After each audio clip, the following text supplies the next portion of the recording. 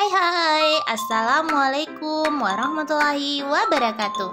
Kali ini saya akan berbagi ruang kolaborasi pemimpin dalam pengelolaan sumber daya. Perkenalkan, kelompok kami yaitu kelompok 2 yang terdiri dari Ibu Adolfina, Ibu Udur Maulina, Ibu Isnawati. Hasil pemetaan identifikasi aset daerah di sekitar sekolah pada Kabupaten Merauke.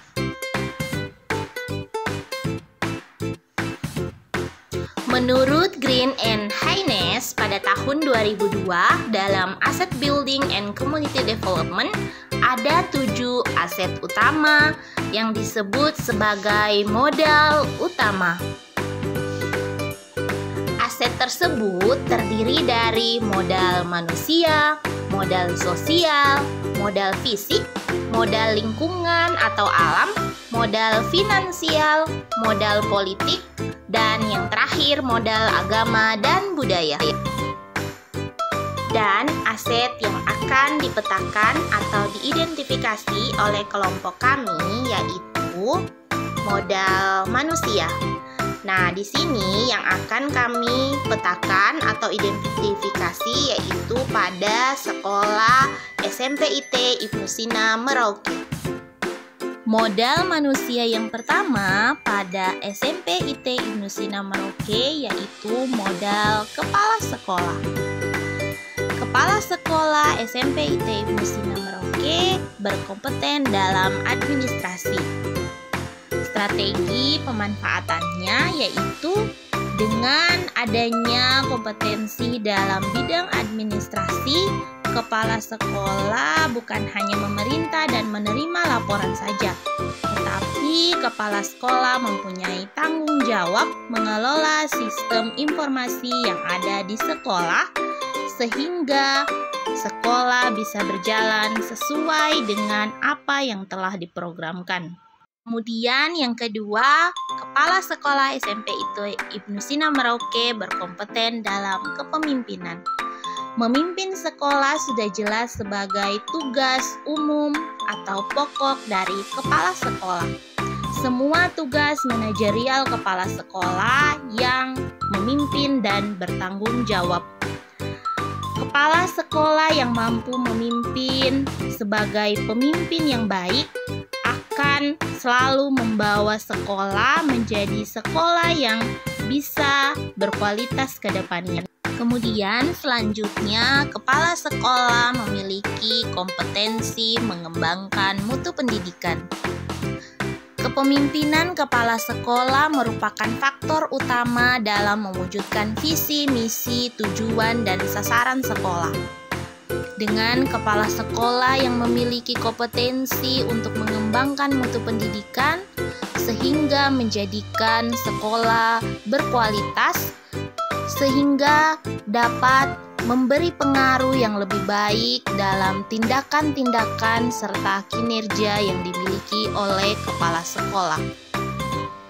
Kinerja yang baik akan menjadikan pendidikan yang ada di sekolah semakin berkembang dan menjadikan sekolah semakin berkualitas. Modal manusia yang kedua yang ada di SMP IT Ibnu Sina Merauke yaitu guru.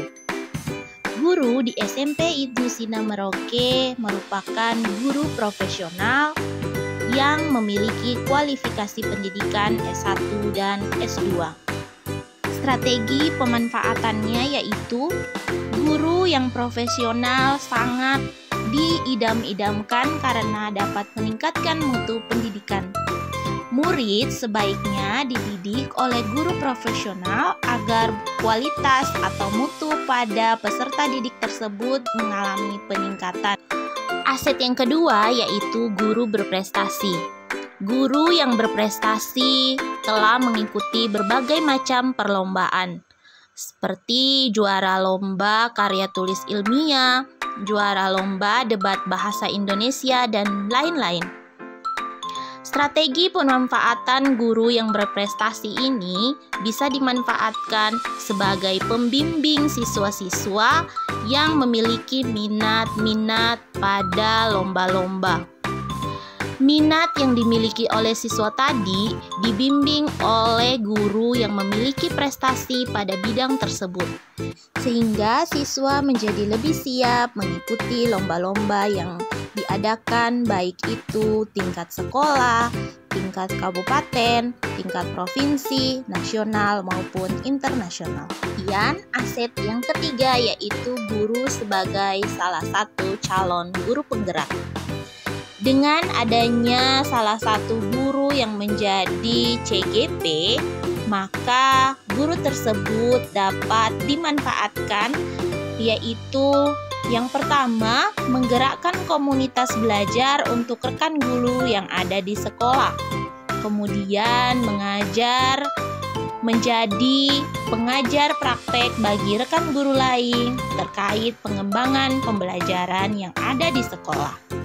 Kemudian meningkatkan kepemimpinan murid di sekolah.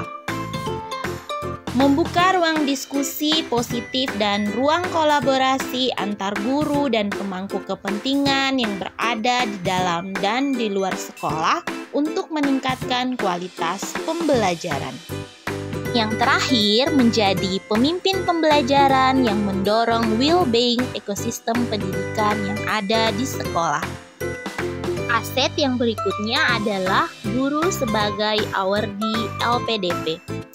Dengan guru sebagai salah satu penerima beasiswa LPDP bisa menjadi pemateri bagi anak-anak agar nantinya mereka bisa menjadi salah satu dari awardee LPDP tersebut. Dan yang terakhir, guru yang kreatif dan inovatif. Keahlian seorang guru dalam mendesain pembelajaran merupakan faktor penting yang membuat murid nyaman dan tertarik untuk belajar. Strategi pemanfaatan guru yang kreatif dan inovatif ini dapat menjadikan pembelajaran menjadi lebih menyenangkan dan membuat siswa aktif dalam belajar, sehingga terwujudlah merdeka belajar dan siswa menjadi pelajar Pancasila. Modal manusia yang berikutnya yaitu murid.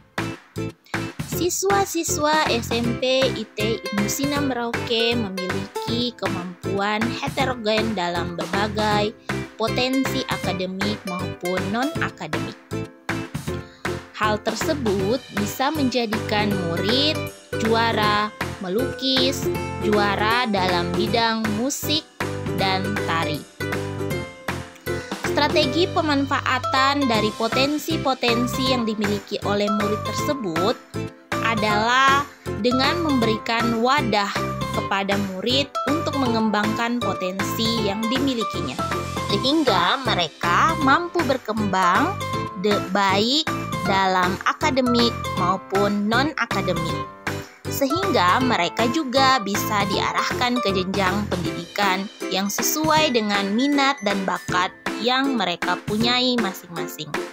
Aset berikutnya yang dimiliki oleh murid SMP IT Ibnu Sina Merauke yaitu Hafiz-Hafizah, lancar membaca Al-Quran.